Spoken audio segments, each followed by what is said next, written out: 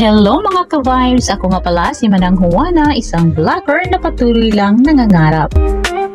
Welcome sa Day 3 ng NCET 2025 Part 2. Oo, medyo late upload na po ito dahil alam niyo na sa sunod-sunod na kalamidad at bagyo.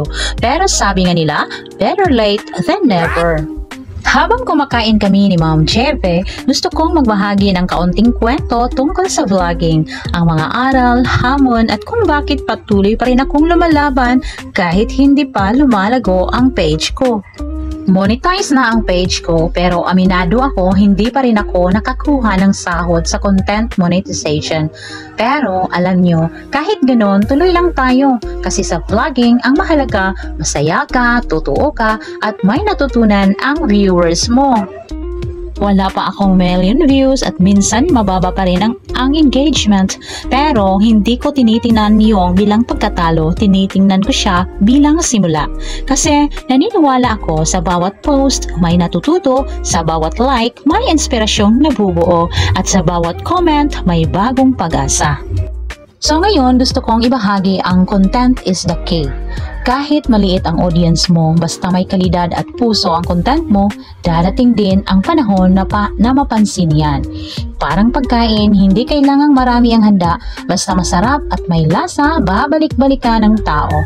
Ganon din sa vlogging, dapat may sustansya, may kwento, at higit sa lahat, may katotohanan. Pero syempre, hindi lang puro content, kailangan din ng engagement. Kung ang content ay pagkain, ang engagement naman ay lasa. Kung walang likes, comments, o reactions, parang ulam na walang asin, parang may kulang. Kaya mahalaga na nakikipag-usap din tayo sa audience, nagre-reply o nag-a-appreciate. Yan ang nagpapakita na hindi lang tayo nagpo-post, kundi nakikinig din tayo. Naalala ko pa yung mga videos ko dati, simple lang, may halong tips, kwentuhan at tawa.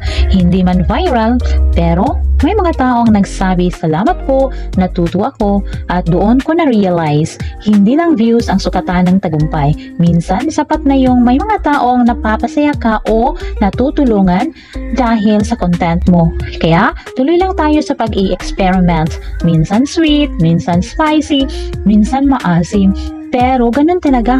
Ang mahalaga, nag-i-enjoy ka at nagkakaroon ng connection sa bawat viewer.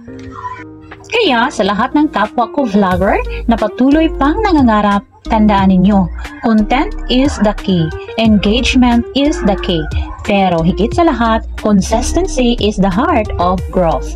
Kahit wala pang sahod, kahit hindi pa viral, tuloy lang. Kasi sa vlogging tulad ng pagkain, kahit maliit pa ngayon, basta masarap, totoo, at may puso, darating din ang panahon na mapapansin ka.